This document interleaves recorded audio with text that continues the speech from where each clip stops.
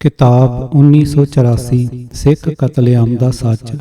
लेखक जरनैल सिंह पत्रकार दिल्ली। भाग 11वां धर्म भरा ਅਤੇ नहीं घुम्या ਨਿਆਂ ਦਾ ਚੱਕਰ। आवाज़ गुरजंट सिंह रूपोवाली। वाहिगुरू जी का खालसा वाहिगुरू जी की फतेह। ਜਦੋਂ पुलिस नेता ਤੇ ਜ਼ਿਆਦਾਤਰ ਲੋਕ ਫਿਰਕੂਪਣੇ ਵਿੱਚ ਅੰਨੇ ਹੋ ਚੁੱਕੇ ਸੀ ਤਾਂ ਇੱਕ ਹਿੰਦੂ ਧਰਮ ਭਰਾ ਵੀ ਸੀ ਜਿਸ ਨੇ ਆਪਣੀ ਧਰਮ ਭੈਣ ਸੁਰਜੀਤ ਕੌਰ ਦੇ ਘਰ ਨੂੰ ਬਚਾਉਣ ਲਈ ਆਪਣੀ ਜਾਨ ਨਿਸ਼ਾਵਰ ਕਰ ਦਿੱਤੀ। ਸੁਰਜੀਤ ਕੌਰ ਦਾ ਘਰ ਤਾਂ ਬਚ ਗਿਆ ਪਰ ਸਤਿਆ ਦੇਵੀ ਦਾ ਉਜੜ ਗਿਆ। ਪਤੀ ਪ੍ਰਕਾਸ਼ ਚੰਦ ਨੂੰ ਭੈਣ ਸੁਰਜੀਤ ਕੌਰ ਦਾ ਘਰ ਬਚਾਉਣ ਦੀ ਕੀਮਤ ਆਪਣੀ ਜਾਨ ਦੇ ਕੇ ਅਦਾ ਕਰਨੀ ਪਈ ਸੀ। ਜਾਦਾਂ ਨੂੰ ਸਮੇਟਦੇ ਹੋਏ ਸਤਿਆ ਦੇਵੀ ਨੇ ਦੱਸਿਆ ਕਿ ਕਿਵੇਂ 1 ਨਵੰਬਰ 1984 ਨੂੰ ਵਿਨੋਦਪੁਰੀ ਵਿਜੇ ਇਨਕਲੇਵ ਪਾਲਮ ਰੋਡ ਤੇ ਦੰਗਾਈਆਂ ਨੇ ਸਵੇਰੇ 9 ਵਜੇ ਦੇ ਕਰੀਬ ਹਮਲਾ ਬੋਲ ਦਿੱਤਾ। ਇੱਥੇ ਵੀ ਸਭ ਤੋਂ ਪਹਿਲਾਂ ਗੁਰਦੁਆਰੇ ਨੂੰ ਨਿਸ਼ਾਨਾ ਬਣਾਇਆ ਤੇ ਗੁਰੂ ਗ੍ਰੰਥ ਸਾਹਿਬ ਦੀ ਬੇਅਦਬੀ ਕਰਕੇ ਸਾੜ ਦਿੱਤਾ। ਉਹ ਆਪਣੀ ਛੱਤ ਤੇ ਚੜ੍ਹ ਗਈ ਤੇ ਵੇਖਿਆ ਕਿ ਦੰਗਾਈਆਂ ਨੇ ਚੁਣ ਚੁਣ ਕੇ ਸਿੱਖਾਂ ਦੇ ਘਰਾਂ ਨੂੰ ਲੁੱਟਣਾ ਤੇ ਸਾੜਨਾ ਸ਼ੁਰੂ ਕਰ ਦਿੱਤਾ ਹੈ। ਦੰਗਾਈਆਂ ਦੇ ਕੁਝ ਚਿਹਰੇ ਪਛਾਣੇ ਜਾ ਰਹੇ ਸੀ ਤੇ ਕਾਫੀ ਲੋਕ ਬਾਹਰੋਂ ਆਏ ਸੀ।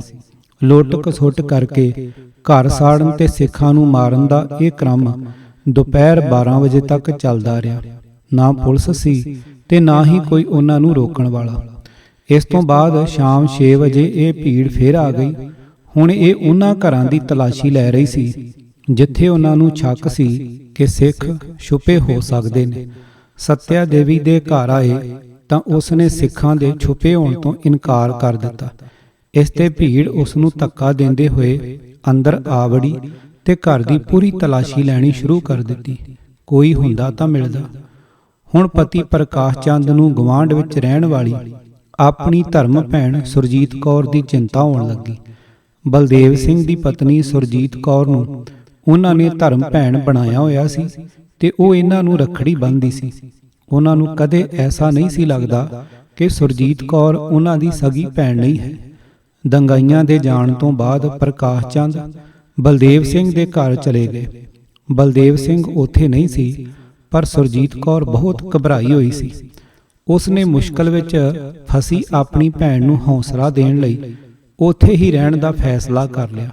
ਉਹ ਰਾਤ ਨੂੰ ਉੱਥੇ ਹੀ ਰਹੇ ਪਰ ਅਗਲੇ ਦਿਨ 2 ਨਵੰਬਰ ਨੂੰ ਭੀੜ ਨੇ ਫਿਰ ਹਮਲਾ ਬੋਲ ਦਿੱਤਾ। ਉਹ ਹਰੇਕ ਘਰ ਦੀ ਤਲਾਸ਼ੀ ਲੈ ਰਹੇ ਸੀ ਤਾਂ ਕਿ ਇਲਾਕੇ ਵਿੱਚ ਭੀੜ ਦਾ ਹੀ ਰਾਜ ਸੀ। ਜਿਸ ਦੇ ਮਰਜ਼ੀ ਘਰ ਵਿੱਚ ਵੜੋ, ਲੁੱਟੋ, ਮਾਰੋ, ਕੋਈ ਕੁਝ ਕਹਿਣ ਵਾਲਾ ਨਹੀਂ। ਪੂਰੀ ਤਰ੍ਹਾਂ ਅਸ਼ਾਂਤੀ ਫੈਲੀ ਹੋਈ ਸੀ। ਹੁਣ ਦੰਗਾਈ ਭੀੜ ਫਿਰ ਤੋਂ ਸੁਰਜੀਤ ਕੌਰ ਦੇ ਘਰ ਚਲੇ ਗਈ ਤਾਂ ਸਤਿਆ ਦੇਵੀ ਦੇ ਦਿਲ ਦੀ ਧੜਕਣ ਵਧਣ ਲੱਗੀ। ਤਰ੍ਹਾਂ ਤਰ੍ਹਾਂ ਦੇ ਬੁਰੇ ਖਿਆਲ ਮਨ ਵਿੱਚ ਆ ਰਹੇ ਸੀ ਕਿ ਰਾਤ 11 ਵਜੇ ਬਦਹਵਾਸ ਸੁਰਜੀਤ ਕੌਰ ਭੱਜਦੇ ਹੋਏ ਸਤਿਆ ਦੇਵੀ ਕੋਲ ਆਈ ਤੇ ਕਿਹਾ, ਦੰਗਾਈ ਭਾਈ ਸਾਹਿਬ ਨੂੰ ਚੁੱਕ ਕੇ ਲੈ ਗਏ ਨੇ। ਕਹਿ ਰਹੇ ਸੀ ਕਿ ਤੂੰ ਸਰਦਾਰਾਂ ਨੂੰ ਬਚਾਉਂਦਾ ਹੈ, ਤੂੰ ਵੀ ਗਦਾਰ ਹੈ। ਸੁਰਜੀਤ ਕੌਰ ਹੁਣ ਸਤਿਆ ਦੇਵੀ ਨਾਲ ਅੱਖ ਨਹੀਂ ਮਿਲਾ ਪਾ ਰਹੀ ਸੀ, ਜਿਵੇਂ ਖੁਦ ਨੂੰ ਉਸ ਦਾ ਦੋਸ਼ੀ ਮਹਿਸੂਸ ਕਰ ਰਹੀ ਹੋਵੇ। ਬਹੁਤ ਕੋਸ਼ਿਸ਼ਾਂ ਕੀਤੀਆਂ ਕਿ ਪਤਾ ਚੱਲ ਜਾਏ ਪਰ ਕੋਈ ਸੁਣਨ ਨੂੰ ਤਿਆਰ ਹੀ ਨਹੀਂ ਸੀ।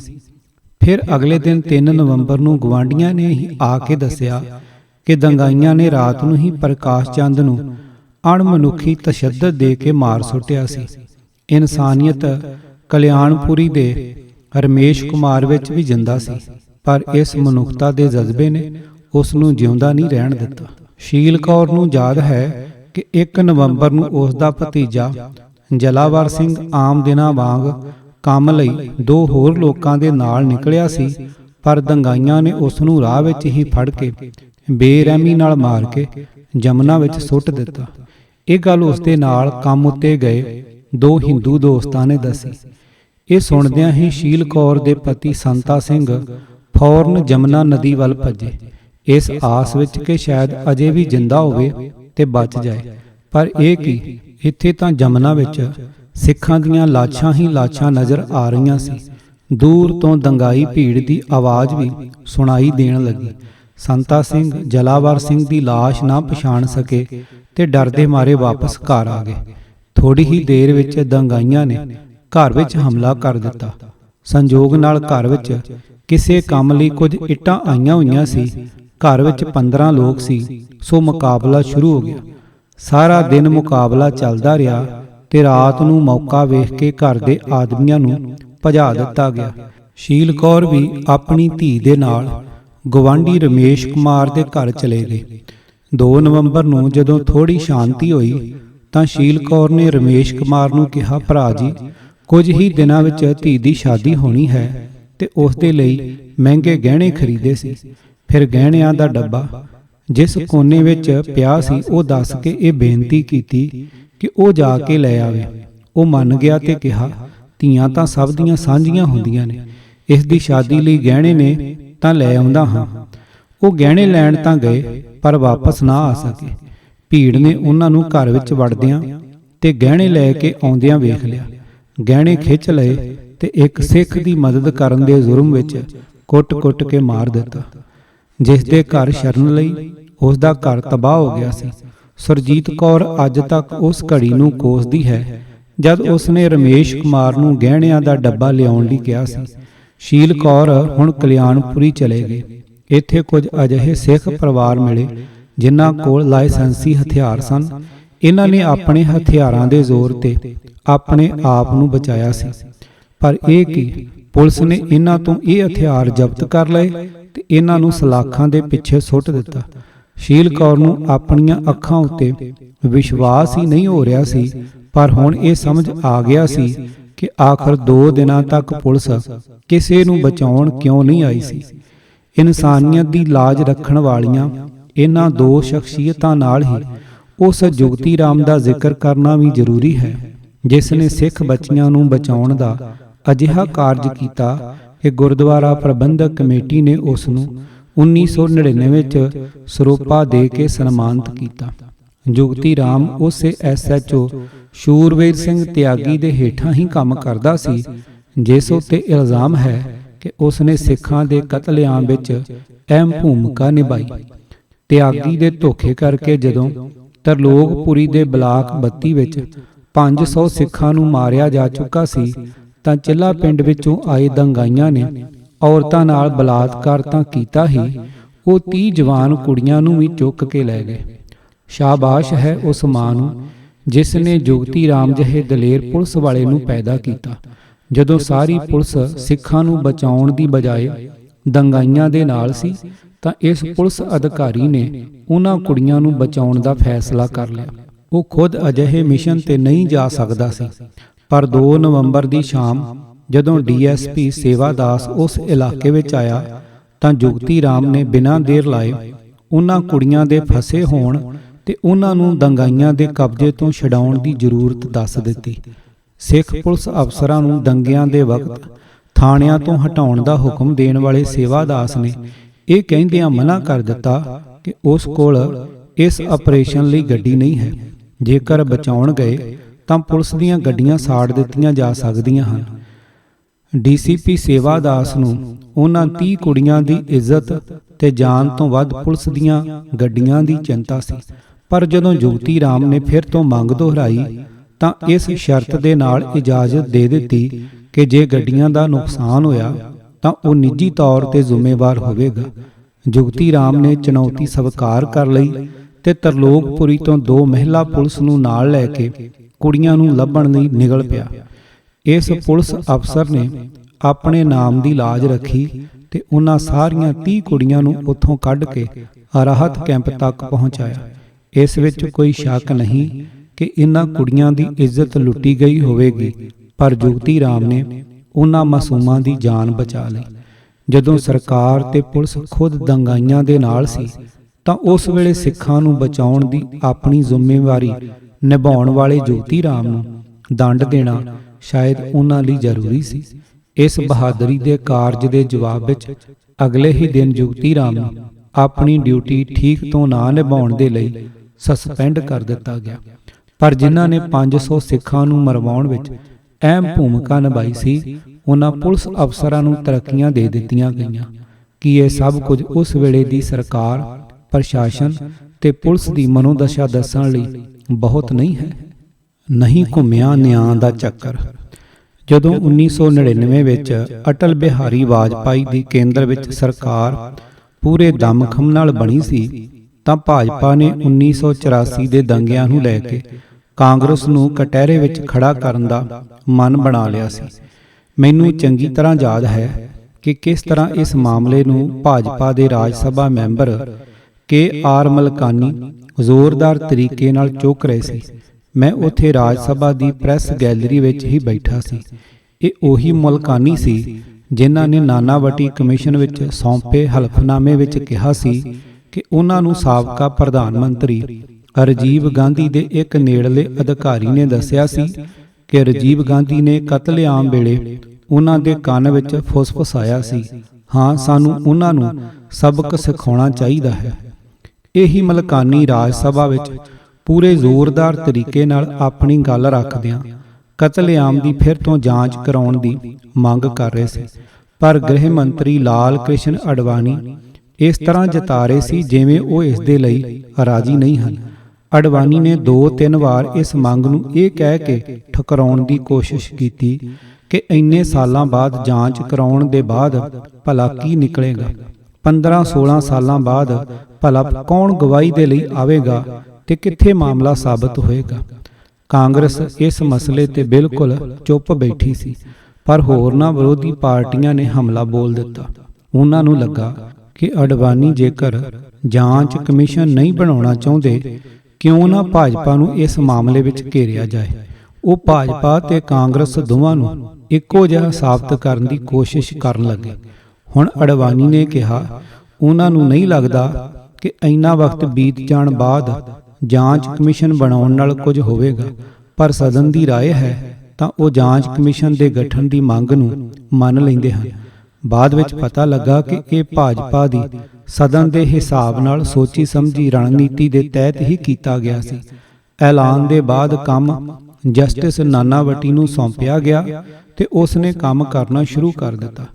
ਵੈਸੇ 1999-90 ਵਿੱਚ VP ਸਿੰਘ ਸਰਕਾਰ ਦੇ ਵਕਤ ਨੂੰ ਛੱਡ ਦਈਏ ਤਾਂ 1984 ਦੇ ਬਾਅਦ ਪਹਿਲੀ ਵਾਰ ਕੇਂਦਰ ਵਿੱਚ ਅਜਿਹੀ ਸਰਕਾਰ ਸੀ ਜੋ ਕਾਂਗਰਸ ਦੀ ਨਹੀਂ ਸੀ ਜਾਂ ਫਿਰ ਕਾਂਗਰਸ ਤੇ ਨਿਰਭਰ ਨਹੀਂ ਸੀ।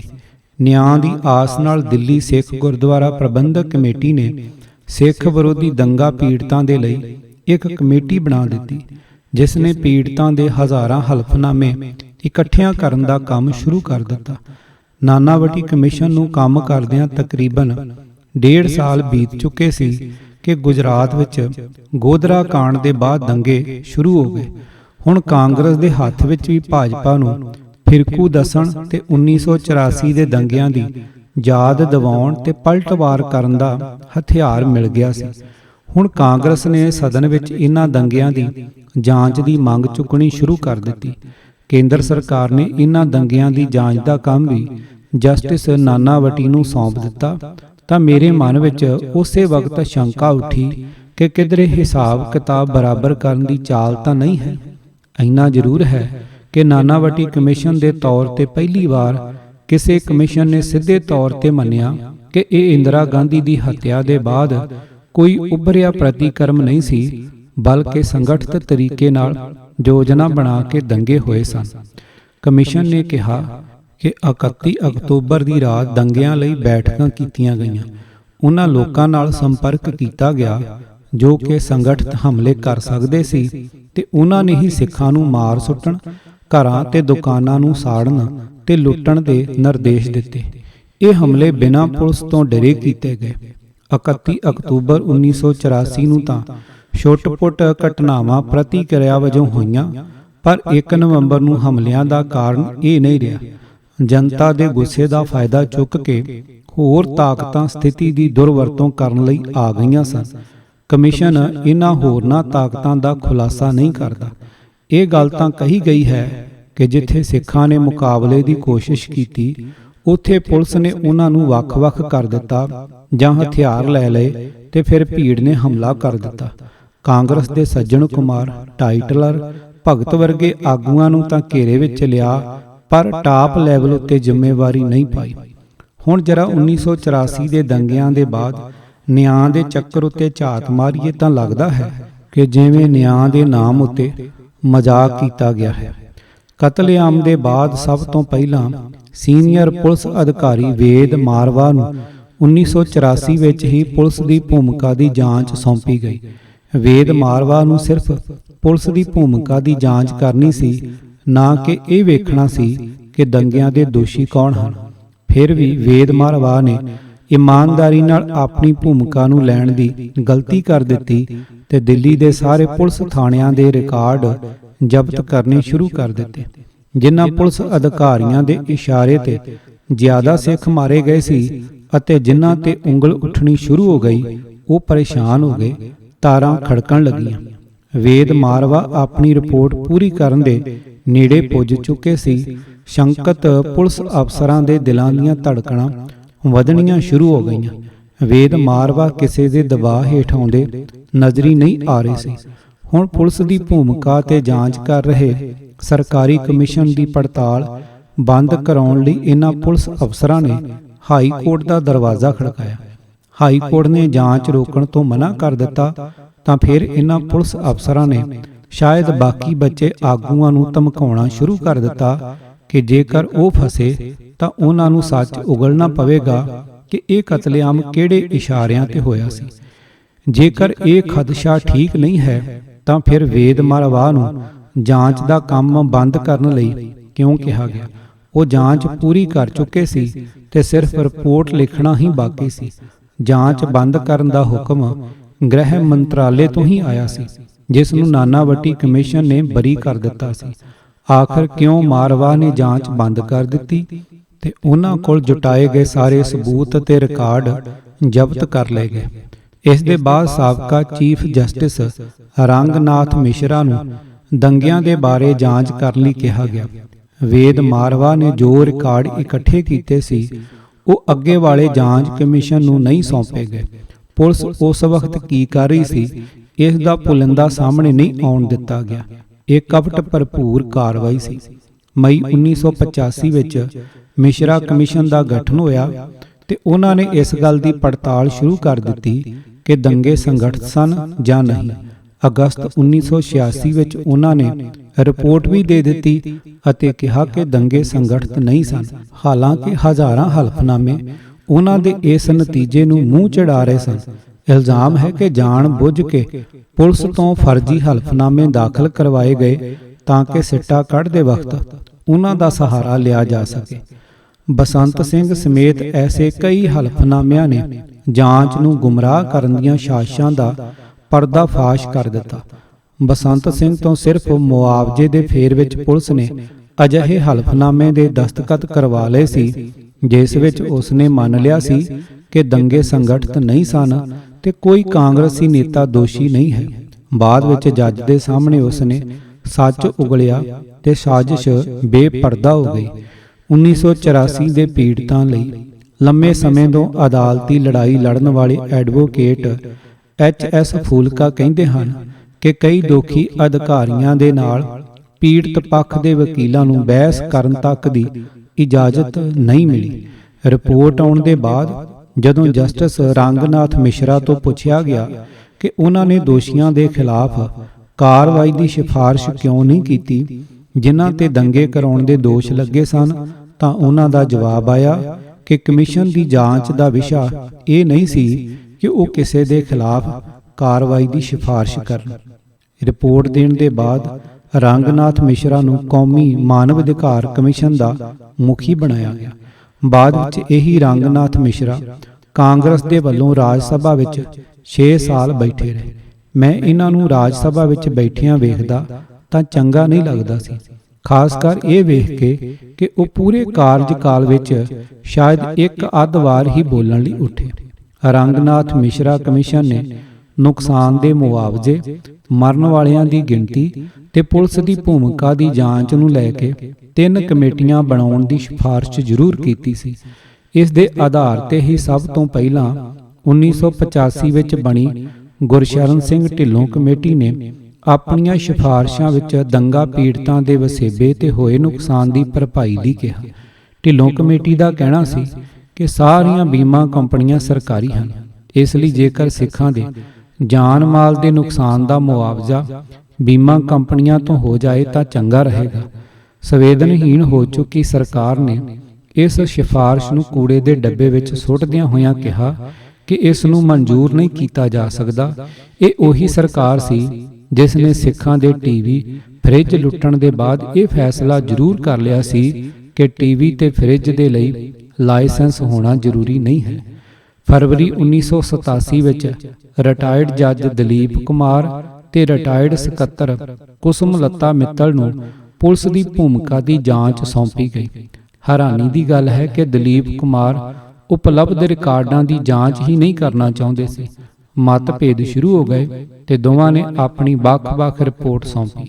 ਮਿੱਤਲ ਕਮੇਟੀ ਨੇ ਪੁਲਿਸ ਅਫਸਰਾਂ ਦੀ ਭੂਮਿਕਾ ਦੀਆਂ ਜੰਮ ਕੇ ਧੱਜੀਆਂ ਉਡਾਈਆਂ ਤੇ 72 ਪੁਲਿਸ ਅਫਸਰਾਂ ਦੇ ਖਿਲਾਫ ਕਾਰਵਾਈ ਦੀ ਸਿਫਾਰਿਸ਼ ਕੀਤੀ, ਪਰ ਕਿਸੇ ਇੱਕ ਨੂੰ ਵੀ ਕੋਈ ਸਜ਼ਾ ਨਹੀਂ ਦਿੱਤੀ ਗਈ। ਇਸੇ ਨਾਲ ਰਿਟਾਇਰਡ ਜੱਜ ML ਜੈਨ ਤੇ ਰਿਟਾਇਰਡ IPS ਅਧਿਕਾਰੀ EN ਰੇਨੀਸਿਓਨ ਨੂੰ ਇਹ ਜਾਂਚ ਕਰਨ ਲਈ ਨਿਯੁਕਤ ਕੀਤਾ ਗਿਆ ਕਿ ਜਿਹੜੇ ਦੋਸ਼ੀਆਂ ਦੇ ਖਿਲਾਫ ਕਾਰਵਾਈ ਕੀਤੀ ਜਾਵੇ। ਰੇਨੀਸਿਓਨ ਨੇ ਛੇਤੀ ਹੀ ਇਸ ਕਮੇਟੀ ਤੋਂ ਅਸਤੀਫਾ ਦੇ ਦਿੱਤਾ। ਸਾਬਤ ਹੁੰਦਾ ਹੈ ਕਿ ਜਦੋਂ ਜਾਂਚ ਕਰਨ ਵਾਲਾ ਅਧਿਕਾਰੀ ਹੀ ਖੁਦ ਨੂੰ ਸੁਰੱਖਿਅਤ ਮਹਿਸੂਸ ਨਹੀਂ ਕਰ ਰਹੇ ਸੀ ਤਾਂ ਪੀੜਤਾਂ ਦੀ ਕੀ ਹਾਲਤ ਰਹੀ ਹੋਵੇਗੀ। ਇਹਨਾਂ ਦੀ ਥਾਂ ਤੇ ਰਿਟਾਇਰਡ IPS ਅਫਸਰ AK ਬੈਨਰਜੀ ਨੂੰ ਲਾਇਆ ਗਿਆ। ਇਸ ਕਮੇਟੀ ਨੇ ਜਗਦੀਸ਼ ਟਾਈਟਲਰ ਤੇ ਸੱਜਣ ਕੁਮਾਰ ਦੇ ਖਿਲਾਫ ਅਪਰਾਧਿਕ ਮਾਮਲੇ ਦਰਜ ਕਰਨ ਨੂੰ ਕਿਹਾ ਵੀ, ਪਰ ਦਿੱਲੀ ਹਾਈ ਕੋਰਟ ਨੇ ਇੱਕ ਅਜਿਹਾ ਹੁਕਮ ਜਾਰੀ ਕਰ ਦਿੱਤਾ ਕਿ ਕਮੇਟੀ ਜਾਂਚ ਤੇ ਅਗਾਂਹ ਵਧ ਹੀ ਨਾ ਸਕੀ। ਬਾਅਦ ਵਿੱਚ ਕਮੇਟੀ ਦੇ ਗਠਨ ਦੀ ਅਧਿਸੂਚਨਾ ਨੂੰ ਹੀ ਅਦਾਲਤ ਨੇ ਰੱਦ ਕਰ ਦਿੱਤਾ। ਇੱਥੇ ਇਹ ਗੱਲ ਦੱਸਣੀ ਜ਼ਰੂਰੀ ਹੈ ਕਿ ਇੰਡੀਅਨ ਐਕਸਪ੍ਰੈਸ ਨੇ ਇਸ ਗੱਲ ਦਾ ਖੁਲਾਸਾ ਕਰ ਦਿੱਤਾ ਸੀ ਕਿ ਜੈਨ ਬੈਨਰਜੀ ਕਮੇਟੀ ਨੇ ਅਨੇਕ ਕੌਰ ਦੀ ਗਵਾਹੀ ਦੇ ਆਧਾਰ ਤੇ ਸੱਜਣ ਕੁਮਾਰ ਦੇ ਖਿਲਾਫ ਅਪਰਾਧਿਕ ਮਾਮਲਾ ਦਰਜ ਕਰਨ ਨੂੰ ਕਿਹਾ ਹੈ। ਇਸੇ ਲਈ ਜੈਨ ਬੈਨਰਜੀ ਕਮੇਟੀ ਦੇ ਗਠਨ ਨੂੰ ਹੀ ਚੁਣੌਤੀ ਦੇ ਦਿੱਤੀ ਗਈ। ਇੱਥੇ ਕਾਰਜਕਾਰੀ ਚੀਫ ਜਸਟਿਸ ਜੋਗੇਸ਼ਵਰ ਦਿਆਲ ਨੇ ਸਿੱਧਿਆਂ ਹੀ ਸਟੇ ਦੇ ਦਿੱਤਾ ਤੇ ਕਿਹਾ ਕਿ ਜੈਨ ਬੈਨਰਜੀ ਕਮੇਟੀ ਕਿਸੇ ਖਿਲਾਫ ਵੀ ਮਾਮਲਾ ਦਰਜ ਕਰਨ ਨੂੰ ਕਹਿੰਦੀ ਹੈ ਤਾਂ ਨਾ ਮੰਨਿਆ ਜਾਵੇ। ਇਹ ਉਹੀ ਜਸਟਿਸ ਦਿਆਲ ਸੀ ਜਿਨ੍ਹਾਂ ਨੇ ਕਹਿ ਦਿੱਤਾ ਸੀ ਕਿ ਪੱਤਰਕਾਰਾਂ ਦੀਆਂ ਖਬਰਾਂ ਤੇ ਉਹ ਕੋਈ ਅਹਿਮੀਅਤ ਨਹੀਂ ਦਿੰਦੇ ਅਤੇ ਸਭ ਤੋਂ ਪਹਿਲਾਂ ਦੰਗਿਆਂ ਦਾ ਸੱਚ ਸਾਹਮਣੇ ਲਿਆਉਣ ਵਾਲੀ PUCA ਤੇ PDUR ਦੀ ਜਾਂਚ ਰਿਪੋਰਟ ਦੀ ਪੜਤਾਲ ਨੂੰ ਲੈਣ ਤੋਂ ਹੀ ਮਨ੍ਹਾ ਕਰ ਦਿੱਤਾ ਸੀ। ਅਹੂਜਾ ਕਮੇਟੀ ਨੇ ਸਿਰਫ ਇਹ ਦੱਸਿਆ ਕਿ ਦਿੱਲੀ ਵਿੱਚ ਸਰਕਾਰੀ ਰਿਕਾਰਡ ਦੇ ਮੁਤਾਬਕ 2733 ਲੋਕ ਮਾਰੇ ਗਏ ਸੀ।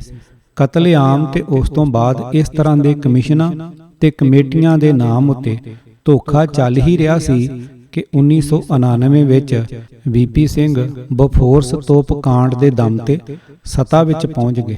ਹੁਣ 1990 ਵਿੱਚ ਦਿੱਲੀ ਪ੍ਰਸ਼ਾਸਨ ਨੇ ਗੁਜਰਾਤ ਹਾਈ ਕੋਰਟ ਦੇ ਰਿਟਾਇਰਡ ਚੀਫ ਜਸਟਿਸ P ਸੁਬਰਾਮਣੀਅਨ ਪੋਟੀ ਤੇ ਰਿਟਾਇਰਡ IPS ਅਫਸਰ PA ਰੋਸ਼ਾ ਨੂੰ ਮਿਲਾ ਕੇ ਇੱਕ ਨਵੀਂ ਕਮੇਟੀ ਬਣਾ ਦਿੱਤੀ। ਇਸ ਦੌਰਾਨ ਕਾਂਗਰਸ ਦੇ ਗੁੰਡਿਆਂ ਨੇ ਇਹਨਾਂ ਦੋਵਾਂ ਨੂੰ ਧਮਕਾਉਣਾ ਸ਼ੁਰੂ ਕਰ ਦਿੱਤਾ ਸੀ। ਇਸ ਉੱਤੇ ਜਾਂਚ ਅੱਗੇ ਨਾ ਵਧਾਉਣ ਦਾ ਦਬਾਅ ਵੱਧਦਾ ਜਾ ਰਿਹਾ ਸੀ। ਰੋਸ਼ਾ ਪਹਿਲਾਂ ਹੀ ਹਟ ਗਏ ਤਾਂ ਉਹਨਾਂ ਦੀ ਥਾਂ ਰਿਟਾਇਰਡ IPS ਅਫਸਰ ਅਗਰਵਾਲ ਨੂੰ ਲਾਇਆ ਗਿਆ। ਇਹਨਾਂ ਨੇ ਅਜੇ 6 ਮਹੀਨੇ ਹੀ ਕੰਮ ਕੀਤਾ ਸੀ ਕਿ ਇਹ ਆਪਣਾ ਪਦ ਛੱਡਣ ਲਈ ਮਜਬੂਰ ਹੋ ਗਏ। ਕਾਰਨ ਇਹ ਸੀ ਕਿ ਇਸ ਕਮੇਟੀ ਨੇ ਵੀ ਸ਼ੁਰੂਆਤੀ ਜਾਂਚ ਨੂੰ ਵੇਖਦੇ ਹੋਏ ਹੀ ਸੱਜਣ ਕੁਮਾਰ ਤੇ ਟਾਈਟਲਰ ਵਰਗੇ ਦੋਸ਼ੀਆਂ ਦੇ ਖਿਲਾਫ ਮਾਮਲੇ ਦਰਜ ਕਰਨ ਨੂੰ ਕਹਿ ਦਿੱਤਾ ਸੀ।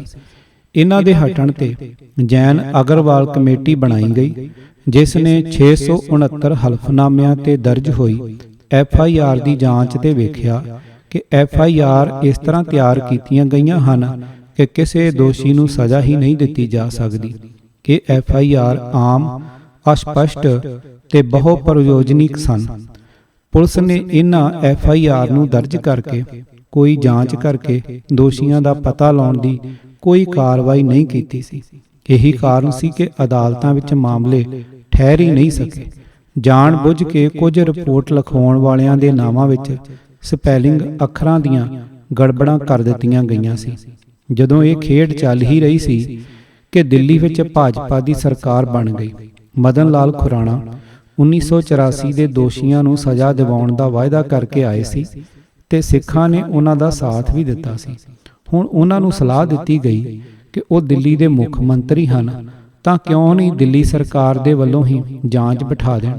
ਉਹਨਾਂ ਨੇ ਕੋਸ਼ਿਸ਼ ਕੀਤੀ ਤਾਂ ਉਪ ਰਾਜਪਾਲ ਪੀ.ਕੇ. ਦਵੇ ਨੇ ਇਸ ਨੂੰ ਖਾਰਜ ਕਰ ਦਿੱਤਾ।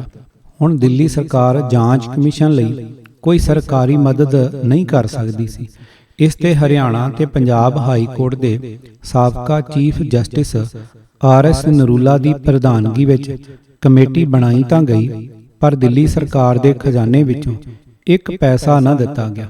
ਕਮੇਟੀ ਦਾ ਜਾਂਚ ਦਫ਼ਤਰ ਵੀ ਘਰ ਵਿੱਚ ਹੀ ਬਣਾਇਆ ਗਿਆ। ਇਸ ਜਾਂਚ ਕਮਿਸ਼ਨ ਨੂੰ ਕਤਲੇਆਮ ਦੇ ਦੋਸ਼ੀਆਂ ਦੇ ਖਿਲਾਫ ਮਹੱਤਵਪੂਰਨ ਹਲਫਨਾਮੇ ਵੀ ਮਿਲ ਗਏ ਸੀ, ਪਰ ਜਦੋਂ ਇਹਨਾਂ ਨੂੰ ਕੇਂਦਰ ਦੀ ਰਾਓ ਸਰਕਾਰ ਨੂੰ ਸੌਂਪਿਆ ਗਿਆ ਤਾਂ ਉਹਨਾਂ ਨੇ ਇਸ ਨੂੰ ਆਪਣੇ ਕੋਲ ਹੀ ਰੱਖ ਲਿਆ। ਖੁਰਾਣਾ ਇਹਨਾਂ ਹਲਫਨਾਮਿਆਂ ਨੂੰ ਮੰਗਦੇ ਰਹੇ ਤਾਂ ਕਿ ਪੁਲਿਸ ਮਾਮਲੇ ਦਰਜ ਕਰ ਸਕੇ, ਪਰ ਰਾਓ ਸਰਕਾਰ ਵਾਪਸ ਕਰਨ ਨੂੰ ਤਿਆਰ ਹੀ ਨਹੀਂ ਸੀ। ਕੀ ਮਜ਼ਾਕ ਹੋ ਰਿਹਾ ਸੀ?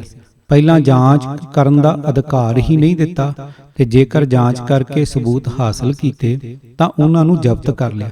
ਅੰਤ ਵਿੱਚ ਜਦੋਂ ਮਨੁੱਖੀ ਅਧਿਕਾਰ ਕਮਿਸ਼ਨ ਦਾ ਦਰਵਾਜ਼ਾ ਖੜਕਾਉਣ ਦੀ ਧਮਕੀ ਦਿੱਤੀ ਤਾਂ ਸਹੁੰ ਪੱਤਰ ਸੌਂਪੇ।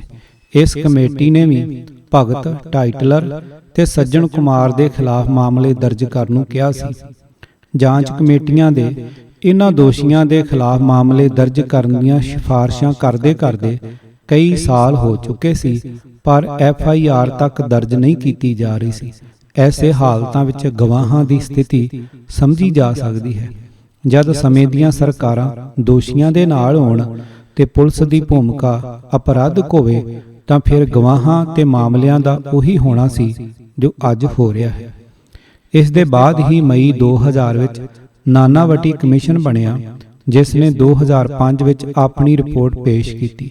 ਨਾਨਾਵਟੀ ਨੇ ਭਗਤ ਨੂੰ ਡਿਮੈਂਸ਼ੀਆ ਨਾਂ ਦੀ ਬਿਮਾਰੀ ਤੋਂ ਬੇਹੱਦ ਪੀੜਤ ਹੋਣ ਕਰਕੇ ਅਦਾਲਤੀ ਮਾਮਲੇ ਨਹੀਂ ਚਲਾਏ ਜਾਣ ਦੀ ਗੱਲ ਮੰਨ ਲਈ। ਉਹ ਇਸੇ ਗੰਭੀਰ ਬਿਮਾਰੀ ਦਾ ਸ਼ਿਕਾਰ ਹੋ ਕੇ ਦੁਨੀਆ ਛੱਡ ਗਿਆ, ਪਰ ਟਾਈਟਲਰ ਤੇ ਸੱਜਣ ਕੁਮਾਰ ਦੇ ਖਿਲਾਫ ਮਾਮਲੇ ਫਿਰ ਤੋਂ ਖੋਲ੍ਹਣ ਦੀ ਜ਼ੋਰਦਾਰ ਸਿਫਾਰਸ਼ ਕੀਤੀ ਗਈ ਸੀ। ਇਸ ਦੇ ਬਾਅਦ ਹੀ ਸੀਬੀਆਈ ਨੂੰ ਇਹਨਾਂ ਮਾਮਲਿਆਂ ਦੀ ਜਾਂਚ ਕਰਨ ਨੂੰ ਕਿਹਾ, ਪਰ ਸੀਬੀਆਈ ਨੇ ਟਾਈਟਲਰ ਦੇ ਮਾਮਲੇ ਵਿੱਚ ਜੋ ਰੁਖ ਵਿਖਾਇਆ ਤੇ ਚੋਣਾਂ ਤੋਂ ਠੀਕ ਪਹਿਲਾਂ ਕਲੀਨ ਚਿੱਟ ਦੇ ਕੇ ਮਾਮਲਾ ਬੰਦ ਕਰਨ ਦੀ ਸਿਫਾਰਸ਼ ਕੀਤੀ, ਉਸ ਨਾਲ ਫਿਰ ਤੋਂ ਸਵਾਲ ਖੜੇ ਹੋਣ ਲੱਗੇ। ਖੁਦ ਪ੍ਰਧਾਨ ਮੰਤਰੀ ਇਹ ਕਹਿੰਦਿਆਂ ਨਜ਼ਰ ਆਏ ਕਿ ਮੈਨੂੰ ਤਾਂ ਪਤਾ ਹੀ ਨਹੀਂ ਸੀ ਕਿ ਕਲੀਨ ਚਿੱਟ ਦਿੱਤੀ ਜਾ ਰਹੀ ਹੈ। ਇੰਡੀਅਨ ਐਕਸਪ੍ਰੈਸ ਨੇ ਇਸ ਗੱਲ ਦਾ ਖੁਲਾਸਾ ਕੀਤਾ ਕਿ ਕਿਸ ਤਰ੍ਹਾਂ ਸੀਬੀਆਈ ਦੇ ਨਿਰਦੇਸ਼ਕ ਨੇ ਆਪਣੇ ਜਾਇੰਟ ਨਿਰਦੇਸ਼ਕ ਤੇ ਹੋਰ ਸੀਨੀਅਰ ਅਫਸਰਾਂ ਦੀ ਰਾਏ ਦੇ ਉਲਟ ਮਾਮਲਾ ਬੰਦ ਕਰਾਉਣ ਦੀ ਸਿਫਾਰਸ਼ ਵੀ ਕੀਤੀ। ਆਖਰ ਨਿਆਂ ਦੇ ਨਾਂ ਤੇ ਇਹ ਮਜ਼ਾਕ ਕਦੋਂ ਬੰਦ ਹੋਵੇਗਾ? ਕਿਤਾਬ 1984 ਸਿੱਖ ਕਤਲੇਆਮ ਦਾ ਸੱਚ, ਲੇਖਕ ਜਰਨੈਲ ਸਿੰਘ, ਪੱਤਰਕਾਰ, ਭਾਗ 11ਵਾਂ, ਆਵਾਜ਼ ਗੁਰਜੰਟ ਸਿੰਘ ਰੂਪੋਵਾਲੀ। ਪੂਰੀ ਕਿਤਾਬ ਸੁਣਨ ਲਈ YouTube channel Gurjant Singh Rupowali subscribe ਕਰੋ। ਵਾਹਿਗੁਰੂ ਜੀ ਕਾ ਖਾਲਸਾ, ਵਾਹਿਗੁਰੂ ਜੀ ਕੀ ਫਤਿਹ।